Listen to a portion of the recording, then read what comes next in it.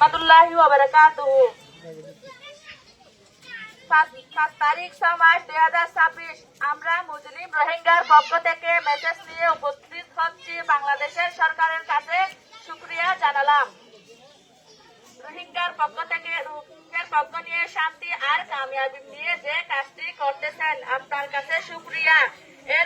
এরপরে আমরা আরো একটা মেসেজ জানাচ্ছি রোহিঙ্গার পক্ষ থেকে মুসলিম আরেকটা group ARSU ইউআরডিএফ leader master Ayub, হাফেজ সৈয়দুল আমিন, মৌলভী মোহাম্মদ নূর, ওরা মগবাগির সাথে জড়িত।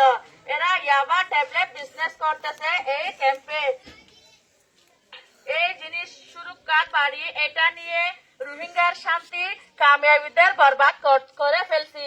এরপর এরা 3 তারিখ 5 মাস 2026 যে বাংলাদেশের সরকার মুসলিম রোহিঙ্গাদের হেফাজত করতেছে এই বাংলাদেশের বর্ডার গার্ড বিজিবির ওপর 3 তারিখ 6 মাস 2026 গোলাগুলি করছে।